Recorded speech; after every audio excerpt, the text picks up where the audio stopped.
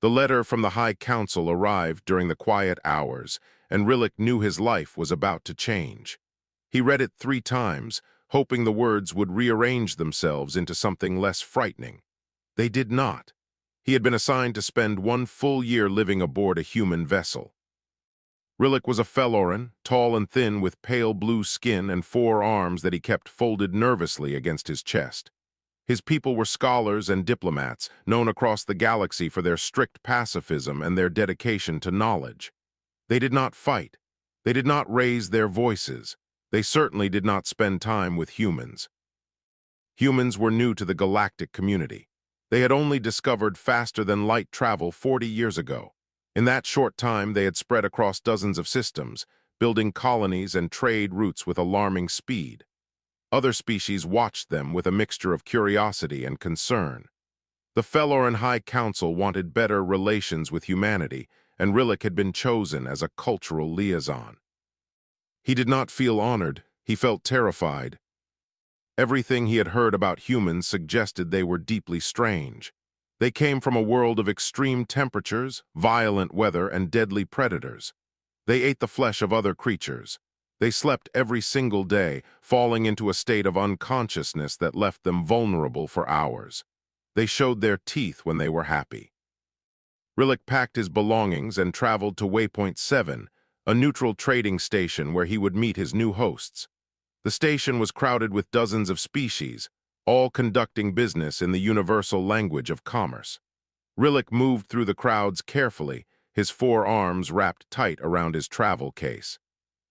He found the human ship docked at Bay 17. It was called the Dusty Road, a medium-sized merchant vessel with scorch marks on its hull and patches of mismatched metal. It looked old and well-used. A human woman stood at the boarding ramp watching him approach. She was shorter than Rillick but wider, with brown skin and gray hair cut close to her skull. Her face was lined with age, and her hands were covered in pale scars. When she saw him, she smiled, showing her teeth in that unsettling human way. "You must be Rillick," she said. Her voice was warm and rough. "I'm Donna Webb, captain of this fine vessel. Welcome aboard." She extended her hand toward him. Rillick had studied human customs, so he knew this was a greeting ritual. He reached out with one of his lower arms and let her grip his fingers. Her hand was hot, almost feverish. Humans ran at higher temperatures than most species. "Thank you, Captain Webb," Rillick said. "I am grateful for this opportunity." "Call me Donna. We don't stand on ceremony around here." She released his hand and gestured toward the ship. "Come on, let me introduce you to the crew." The interior of the Dusty Road was cramped but clean. Rillick followed Donna through narrow corridors decorated with pictures and small personal items. He counted 12 humans in total, ranging from a young woman who looked barely adult to an enormous man whose head nearly touched the ceiling. They gathered in the common room to meet him. Rillick stood nervously while Donna introduced each crew member.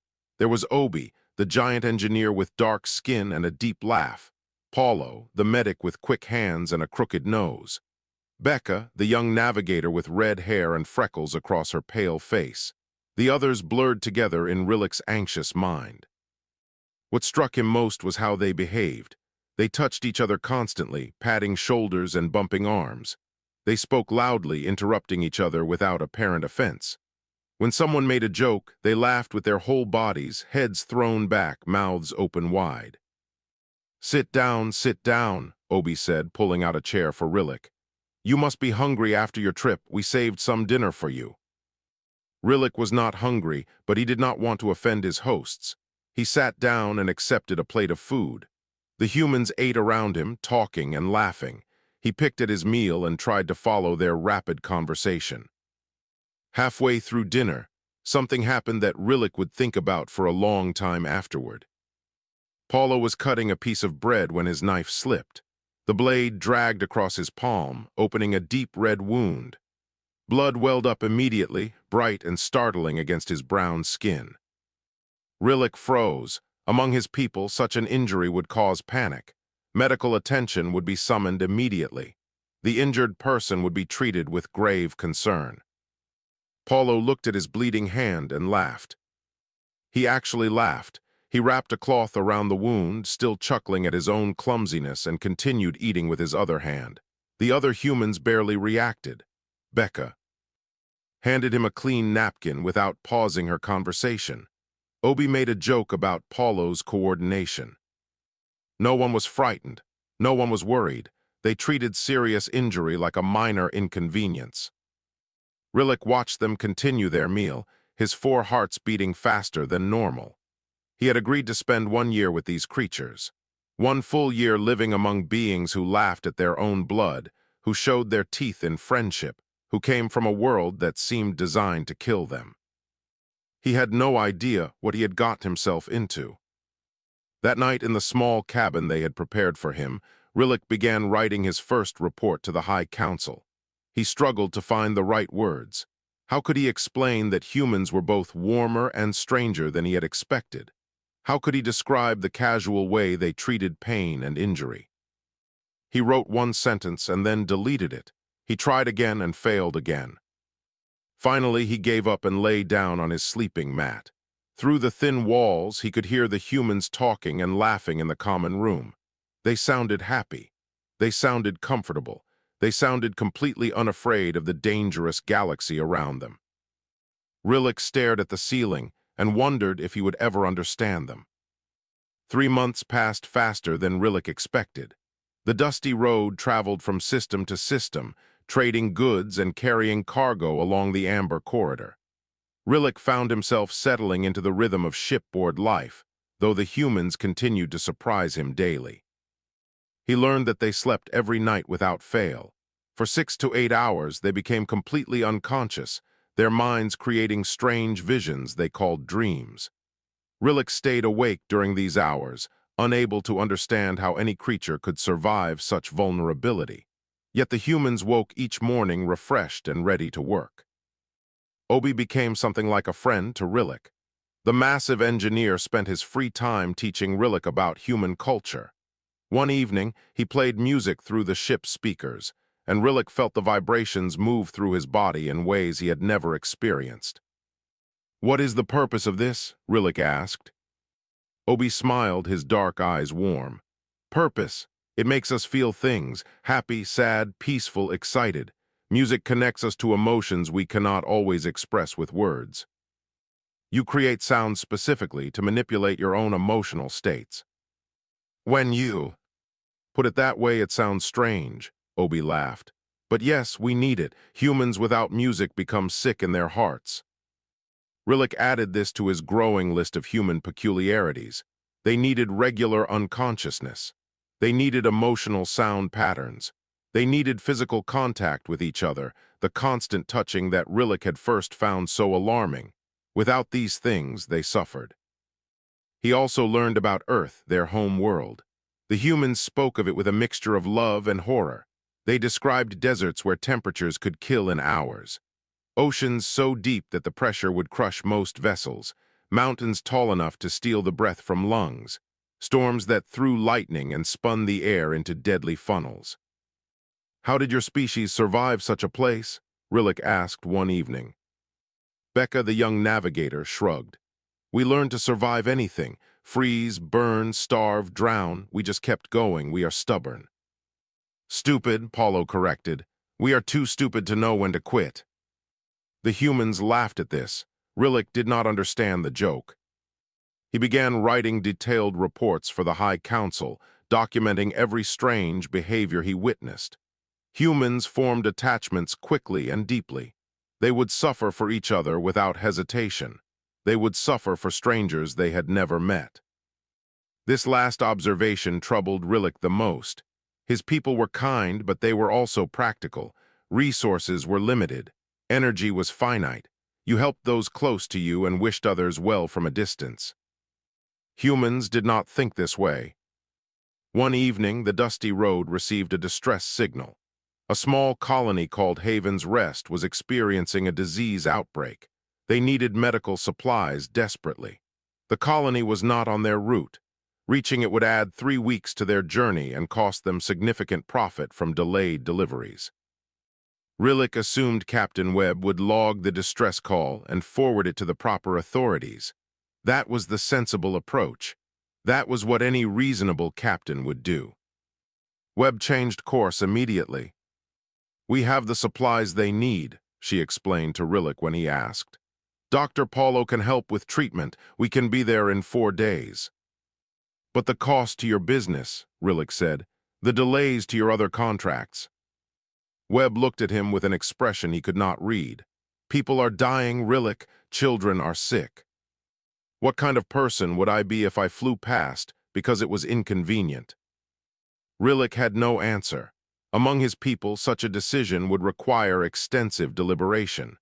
Committees would form, cost-benefit analyses would be conducted. By the time a conclusion was reached, the crisis might already be over. These humans simply turned their ship and flew toward suffering because suffering existed and they could help. He found Becca in the navigation room, calculating their new route. She was humming one of those strange human songs, her fingers moving quickly across her console. "May I ask you something?" Rillick said. "Of course." "Why are you doing this? You have no connection to these colonists. You have never met them. They are strangers."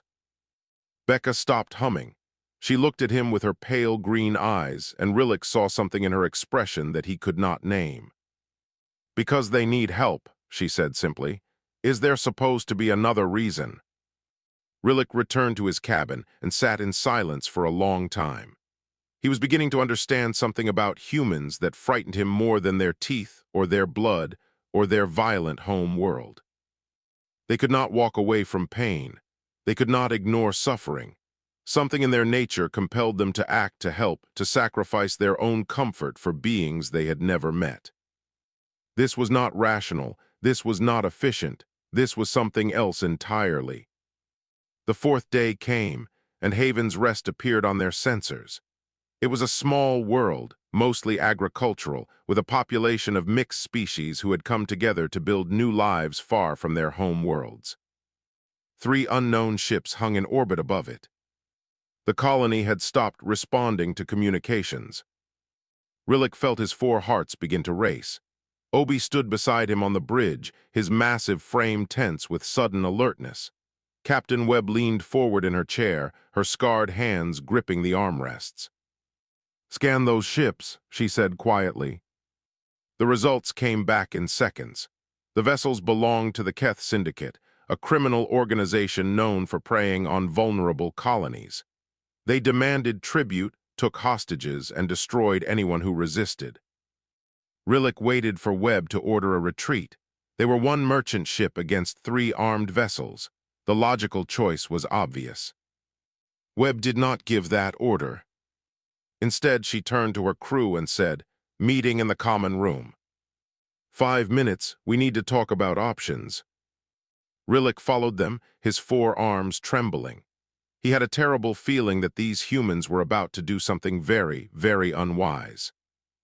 Rillick sat in the corner of the common room and watched 12 humans discuss their own deaths. That was what this meeting was really about, even if no one said it directly. They were deciding whether to die for strangers. The situation was simple. 3 syndicate ships held the colony hostage. The dusty road had minimal weapons, designed for scaring off small pirates rather than actual combat. Any fight would be hopelessly one-sided.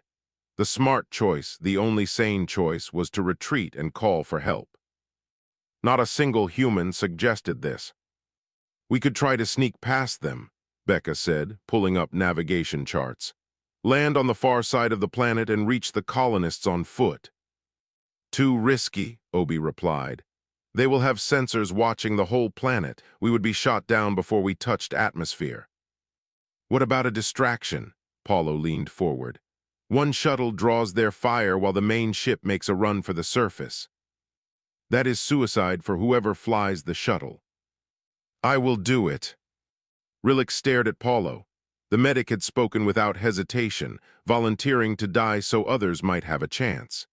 His voice was calm, almost casual, as if he were offering to fetch supplies from the cargo hold. Captain Webb shook her head. "No one is dying today if I can help it. Let me think." Rillick could not stay silent any longer. "Why are you doing this?" His voice came out higher than intended. These colonists are strangers to you. You owe them nothing. The syndicate has not attacked you. You could simply leave. The humans turned to look at him. Their expressions were not angry, but Rillick saw something in their eyes that he did not understand. Pity, perhaps, or sadness. Obi spoke first. Rillick, my friend, there are children down there, sick children, and criminals are standing between them and the medicine that will save their lives. Yes, but the risk to yourselves is extreme. The risk to them is worse. This was from Webb. We have a ship, we have supplies, we have each other. Those people down there have nothing but hope that someone will come for them. Paulo stood up and moved to sit beside Rillick. The medic put a warm hand on Rillick's upper arm, a gesture that would have been invasive 3 months ago, but now felt almost comforting. Let me tell you about my grandmother, Paulo said. When she was young, there was a war on Earth. Her city was destroyed. She had nothing, no food, no shelter, no family. She should have died. Everyone expected her to die. He paused, his dark eyes distant with memory. But strangers came, people she had never met from countries she had never visited. They brought food and medicine. They built shelters. They carried her grandmother on their backs when she was too weak to walk. They had no reason to help except that she needed help and they could provide it. I do not understand, Rillick admitted. My grandmother lived because strangers chose to care. I exist because strangers chose to care. Every day of my life is a gift from people I will never meet, who expected nothing in return. Paulo squeezed Rillick's arm gently. How can I not do the same? How can any of us walk away when we might be the strangers someone is praying for? Rillick looked around the room. Every human was nodding. Every face showed the same quiet determination. They were not being brave in the way Rillick understood bravery. They were not overcoming fear through force of will. They simply could not conceive of leaving. Something in their nature, some deep programming written into their genes or their culture or their souls, made abandonment impossible. They would fight. They would suffer. They would die. But they would not turn away from those who needed them. This realization hit Rillick like a physical blow. He had thought humans were strange because they slept every day and showed their teeth when happy. He had thought they were alarming because they came from a violent world and laughed at their own blood. He had been wrong about what made them truly terrifying. Captain Webb stood up. Here is what we are going to do. I am going to contact the syndicate directly. I am going to tell them to release the colony and leave. I am going to give them 1 hour to comply. And if they refuse, Becca asked, then we figure out our next move. But first we make sure they know we are here and we are not leaving. Rillick watched Webb walk to the communication station. Her back was straight, her steps steady. She showed no fear, no hesitation. She was about to threaten 3 armed ships with nothing but words and stubbornness. The transmission connected. A face appeared on screen belonging to a species Rillick did not recognize. The syndicate leader had gray skin and too many eyes, all of them fixed on Webb with cruel amusement. Captain Webb of the Dusty Road, he said. A merchant ship, how delightful. Have you come to pay tribute as well? I have come to tell you that you are going to release this colony. You are going to take your ships and leave this system, and you are going to do it within the next hour. The syndicate leader laughed. It was an ugly sound. Or what? You will attack us with your cargo containers. Or I will make sure every ship in this sector knows what is happening here. I will broadcast on every frequency. I will call in every favor I have earned in 30 years of trading these routes, and you will learn what it means to make enemies of humans. The laughter stopped. The many eyes narrowed. You are bluffing. Try me. Webb cut the transmission. She turned to face her crew, and Rillick saw something in her expression that made his 4 hearts beat faster. She was not bluffing at all. She was going to burn every bridge she had, spend every resource she possessed, sacrifice everything she had built for people she had never met. And her crew would follow her without question. Rillick understood now. He finally understood. Humans were not terrifying because they were violent or strong or stubborn. They were terrifying because they cared, and beings who cared that deeply had no limits at all. The hour passed slowly. Rillick spent it watching the humans prepare for a fight they could not win. They moved through the ship with calm efficiency, checking systems and securing loose equipment. No one panicked. No one cried. They simply worked, side by side, as if they had done this 1,000 times before. Obi found Rillick hiding in the engine room, his 4 arms wrapped around himself in the Felloran gesture of deep distress. "You look troubled, my friend," Obi said, settling his massive frame onto a storage crate. "I am watching you prepare to die. Yes, I am troubled." Obi smiled gently. "We are not preparing to die, we are preparing to fight. There is a difference. The odds are impossible. Humans have faced impossible odds before." Obi leaned back against the wall.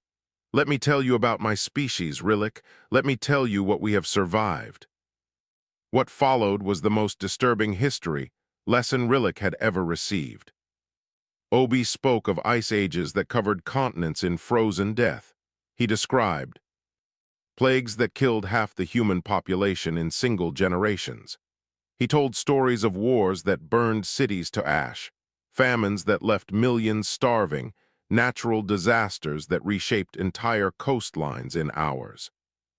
"Every time we faced extinction," Obi said, "we survived.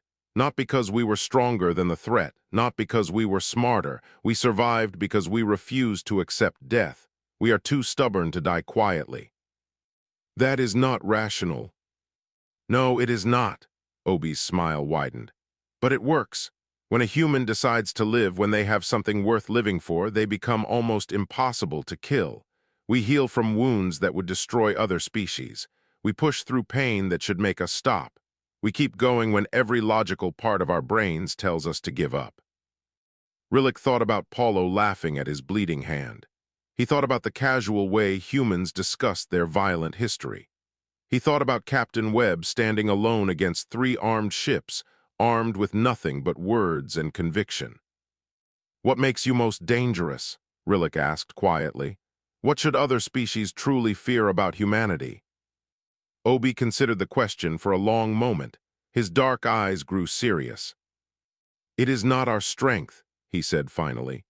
"Many species are stronger. It is not our intelligence. We are clever, but not the cleverest. It is not our technology. Others have traveled the stars far longer than we have." He leaned forward, and Rillick felt the weight of his attention like a physical force. "It is our capacity to care.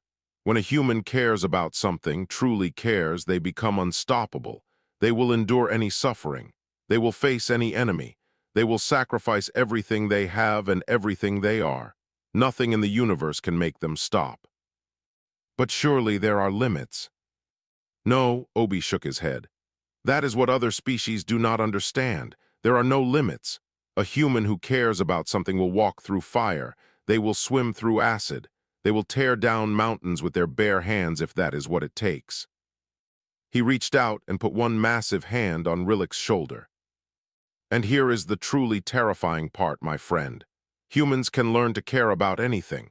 People, places, ideas. Even aliens they have only known for 3 months." Rillick stared at him. Something cold moved through his 4 hearts.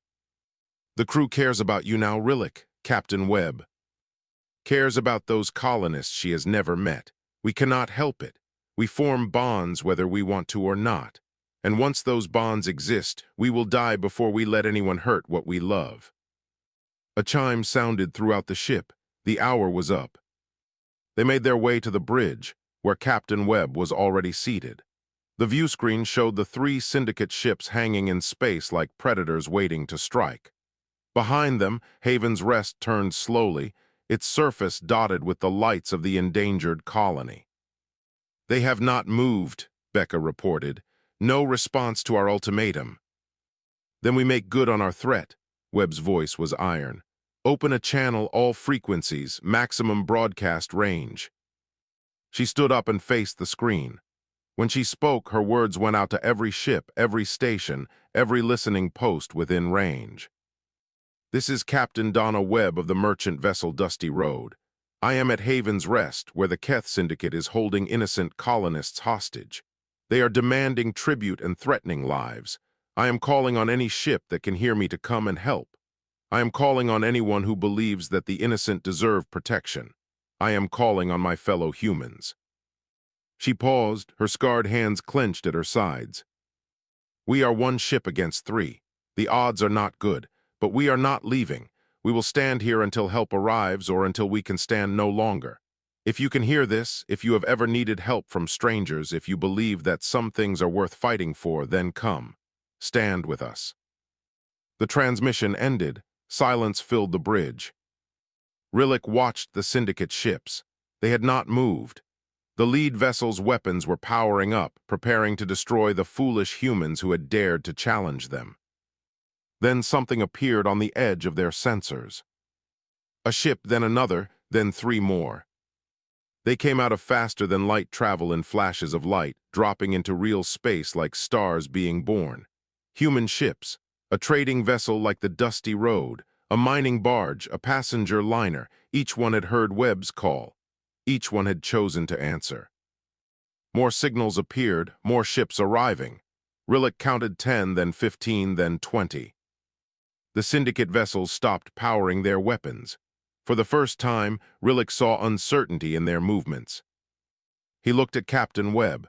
She was smiling, but there were tears running down her weathered cheeks. "They came," she whispered. "They actually came." Rillick finally understood what terror meant. 23 human ships hung in space around Haven's Rest. They had come from trading routes and mining operations and passenger runs.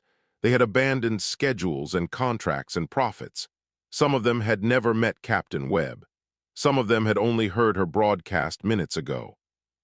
None of that mattered. She had called for help and they had answered. Rillick watched the Syndicate vessels from his position near the back of the bridge. The three criminal ships were surrounded now, outnumbered almost 8-1. Their weapons remained powered but silent. The many-eyed leader had not responded to any communications. Captain Webb opened a channel to him. "You have one chance to leave peacefully, take your ships and go, never return to this system." "You are bluffing," the leader said, but his voice had lost its cruel confidence. "Merchants and miners, they will not fight, they will not risk their ships for strangers." "You still do not understand humans." Webb's voice was soft, almost sad. "Every person who came here today is risking everything. They know that. They came anyway. Because of your pretty speech, your call for help. Because we cannot watch innocent people suffer and do nothing. It causes us physical pain. It breaks something inside us that never heals." She leaned toward the screen. "Leave now or learn what happens when you stand between humans and people we have decided to protect." The channel went silent. On the sensors, Rillick saw the Syndicate ships beginning to turn, their engines warming for departure. Then the lead ship opened fire. The shot struck the Dusty Road directly in the cargo section. The entire vessel shuddered. Alarms screamed. Hull breach warnings flashed across every screen. Rillick was thrown to the floor.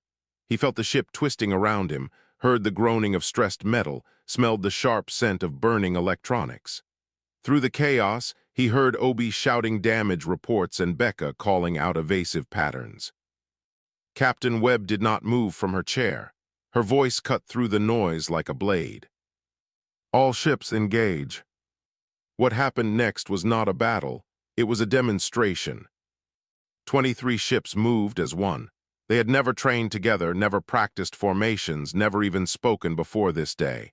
But they coordinated like a single organism. Merchant. Vessels blocked firing lines. Mining barges used their heavy equipment as weapons. The retired military cruiser that had arrived last moved to the front and absorbed hits meant for smaller ships. The Dusty Road was damaged but not dead.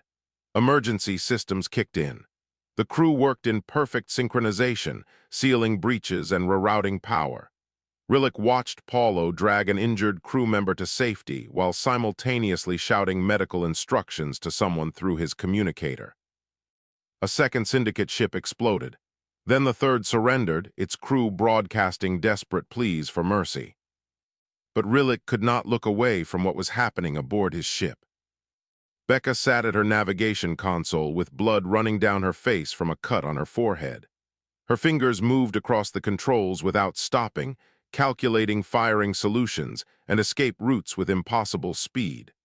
She was crying from pain, her tears mixing with blood, but her voice never wavered as she called out coordinates. Obi held a damaged power coupling together with his bare hands. The electricity should have killed him. Instead, he gritted his teeth and kept the connection stable while another crew member made repairs. His palms were burning. Rillick could smell the cooking flesh. Obi did not let go. Captain Webb had been hit by debris. Something sharp was embedded in her shoulder, staining her uniform dark red. She ignored it completely, continuing to command her ship and coordinate the other vessels. Not one of them stopped. Not one of them gave up. They were injured and afraid and watching their ship fall apart around them, but they kept fighting because there were people below who needed them. Rillick tried to reach Becca to help her somehow. She looked at him with those pale green eyes and said, "Stay safe. We will handle this." She was bleeding and crying and fighting a battle that might kill her, and her first thought was to protect him. The lead syndicate ship made a desperate run for open space. 7 human vessels cut off its escape. The military cruiser disabled its engines with surgical precision. Within seconds, the ship was adrift, its weapons offline, its crew screaming for surrender. Silence fell across the battlefield. Rillick stood in the damaged bridge of the dusty road, surrounded by wounded humans who had refused to stop fighting. The viewscreen showed wreckage floating in space, 2 syndicate ships. Destroyed, 1 captured. Below them, Haven's Rest was free. The battle had lasted 11 minutes. Captain Webb finally allowed Paulo to look at her shoulder. She winced as he removed the debris but did not cry out. Her eyes were fixed on the planet below. "Send a message to the colony," she said. "Tell them help has arrived. Tell them they are safe now." Rillick sank to the floor. His forearms were shaking too badly to hold himself up. He had just witnessed something impossible. A scattered group of strangers had become an army in minutes. Wounded humans had fought through injuries that should have stopped them. People who had never met had died for each other without hesitation. And they had won. Obi sat down beside him, his burned hands wrapped in emergency bandages. The big engineer looked exhausted, but he was smiling. "Now you see," he said quietly. "Now you understand what we are." Rillick could not speak, he could only nod. He finally understood why the galaxy whispered about humans with fear in their voices. Haven's Rest celebrated for 3 days. The colonists held festivals and feasts and ceremonies of gratitude. They offered the human crews everything they had, which was not much, but the humans refused it all. They wanted nothing in return. Rillick watched Captain Webb spend those 3 days helping rebuild a school that had been damaged during the occupation. She worked alongside colonists she had never met, lifting beams and carrying supplies despite her injured shoulder. When people tried to thank her, she simply smiled and pointed them toward the next task. This was what humans did. They saved you, and then they helped you clean up, and then they refused to accept any credit for either. The dusty road was repaired enough to travel, though scars from the battle would remain on its hull forever. The crew said those scars were badges of honor. They seemed proud of them. When it came time to leave, Rillick stood at the boarding ramp and looked back at the colony one last time. Hundreds of beings owed their lives to 12 humans who had simply refused to look away from their suffering. The journey back to Feloran space took 2 months. During that time, Rillick finished his report for the High Council. It was very different from what he had originally planned to write. He stood before the council chamber, his 4 hearts beating rapidly. The elderly Felorans watched him with patient eyes, waiting for his assessment of humanity. Rillick took a deep breath and began. "Humans are dangerous," he said, "more dangerous than we could possibly imagine." Murmurs rippled through the chamber. This was not unexpected. Many species considered humans threatening. But not for the reasons we assumed. Rillick straightened his posture. They are not dangerous because they are violent, though they can be. They are not dangerous because they come from a harsh world, though they do. They are not dangerous because they show their teeth when happy or sleep every night or laugh at their own blood. He paused, remembering Becca crying at her console while calculating ways to save strangers. Remembering Obi holding burning metal in his bare hands. Remembering Paulo volunteering to die without a moment of hesitation. Humans are dangerous because of their capacity to care. The council members leaned forward, confusion on their ancient faces. When a human decides to care about something, they become unstoppable. There is no suffering they will not endure. There is no enemy they will not face. They will die for beings they have never met, fight battles they cannot win, sacrifice everything they have built for people who can never repay them. Rillick's voice grew stronger.